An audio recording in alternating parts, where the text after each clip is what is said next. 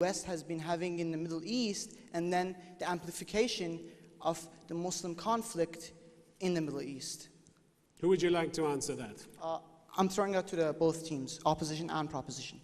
Professor Cole, would you like to start? The U.S. invasion of Iraq created a power vacuum. There hadn't been bad relations between Sunnis and Shiites traditionally in Iraq, but in the absence of a powerful state, political entrepreneurs emerged that tried to mobilize people on the basis of ethnic and religious identity.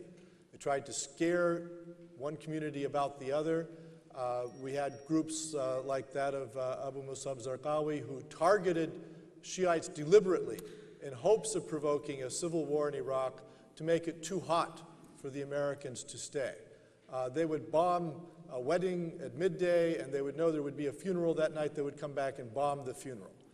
So it was deliberate, and it ultimately had the effect of provoking very significant sectarian violence, which I believe has killed literally hundreds of thousands of people and has changed the ethnic composition of Baghdad to the point where it's probably now at least 75% Shiite a city. Let me bring Dr. Hellyer in on this. I think the question that you're asking is not simply about Sunni-Shia conflict. You're asking about extremism as a whole. And over the last sort of 15 years, we have seen a rise of two things. First, political discontent within the Muslim world vis-a-vis American foreign policy and Western foreign policy in general.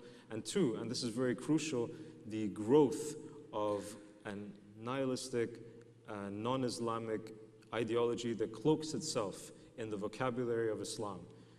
In academic and policy terms, we now call that takfirism. And that's the ideology behind groups like Al-Qaeda, groups that were led by al-Zarqawi, and other such extremist groups. Those are the two factors that I think in the past 10 years have changed. We saw that begin many years ago. We are now seeing the fruits of it now, all across the world, not just in the Muslim world. Okay, I'm going to take a question from the gentleman in the second row. Yeah, we'll get a microphone too. Good evening, ladies and gentlemen.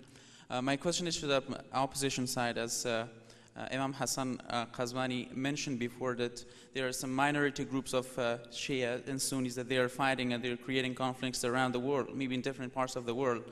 So my question is that why? Who are they? And how can we bring these people, these groups to the courts of discussion, to a peaceful environment?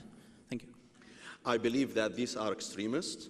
These are the takfiris, the fanatics, people who basically disagree, who launch war against anyone disagrees with them.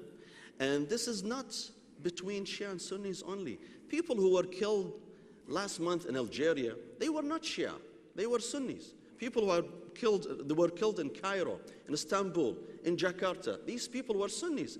These people were killed simply because they disagreed with these fanatics. And unfortunately, these fanatics do not know no language other than the language of violence. And this is a problem that we face. We do not deny that there is a problem in the Muslim world, but I'm trying to say that these people do not speak for the majority Muslims. They speak for themselves. So, General Shukri, please. I do agree with Imam Qazwini.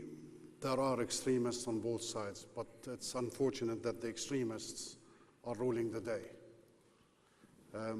What is the solution? The solution is for the moderates on both sides to get together and come to an agreement so that they control those extremists, each within his own. Well, they've been doing that for the last few years and nobody decided to pay much attention. Well, I mean, your own government actually put this into motion right here. Exactly. And what I'm saying is that if you look at what's happening in Iraq, the leadership of the Shias in Iraq are very, very powerful people within the Shia community. And I'm sure there's a lot they can do to control the extremists. The same with the Sunnis.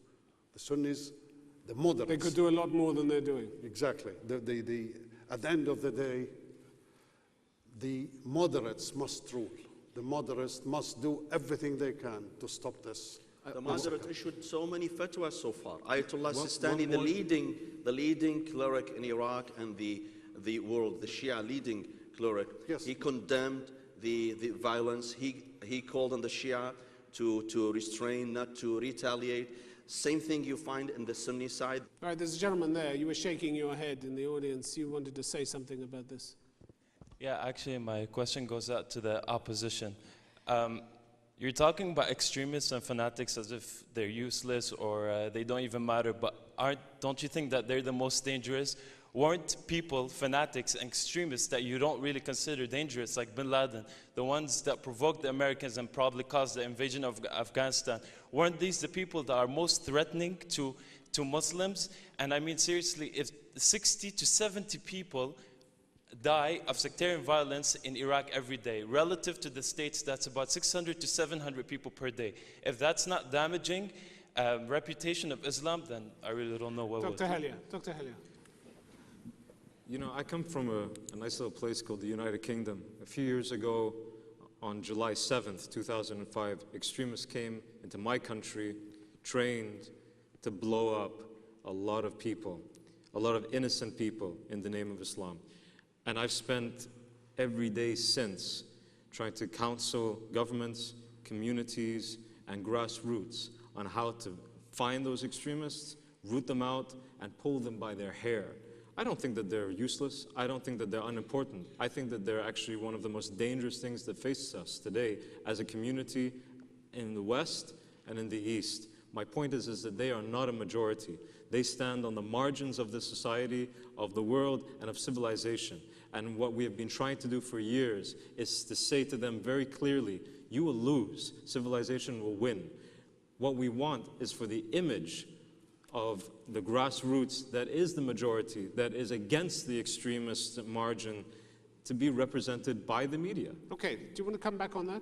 Yeah, I know, but I mean, if you've got these extremists and fanatics that you think they're dangerous, right? But if you put guns in their hands, and if they're sponsored by, for example, like Who said I want to put guns in their hands? I want to lock them up and put them in jail. That's what I advise people to do all the time. It doesn't change the fact that they still are making headlines. They're people which media outlets in the States, for example, live on, because it's just the way it is. I mean, if you're not going to strongly consider an issue like this, then I don't know how you're going to solve it. You tell me what I should more strongly consider.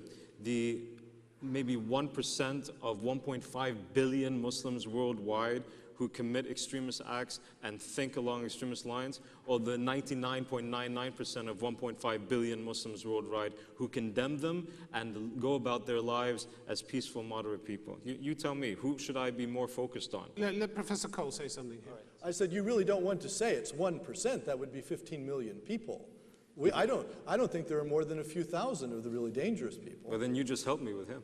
No, I'm just saying is I don't want you inadvertently to damage I stand the image corrected of by Islam. Professor Cole. It's less than 1%. Okay, all right. I will focus on the 99.99999%. Could I take a question from the gentleman? You had your hand up in the first row. Thank you. My question is to Professor Cole. I'm dumbfounded as to how you would think that the onus of the damage of the reputation of Islam is placed on Muslims, when every day Muslims are conflated with terror, not only in the media but in academic discourse that such as the one that you've presented. And I also want to know, don't you think it's a very interesting coincidence that at a time when American policy in Iraq is failing miserably, that it's very convenient for them to try to characterize all the deaths that are happening in Iraq as sectarian violence, when the overwhelming majority of Iraqis reject the fact that schisms that exist in their communities are along sectarian lines? Well, I would put a certain amount of blame on the Bush administration for creating a political vacuum in Iraq. However, as far as I can tell, their goal was to turn the country over to Ahmad Chalabi, who they thought was secular and Shiite. And they hoped that the secular Shiites would be the majority in Iraq. So it was not their intention to have religious extremists of either side come to power. They were ignorant, they've made a lot of mistakes. But I think that the Iraqis who have engaged in this violence themselves for political purposes do have to step up and take some accountability for what they have done to each other. And until they do that, they can't settle their problems. And I saw this in Lebanon during the civil war there. Until you had a Taif Accord, until people sat together, they couldn't solve their problems. They couldn't recognize that they were also causing the problems. General Shukri, you want to add something there? Yes. Just want to take you a little bit back in those 5 years. When the Americans went into Iraq,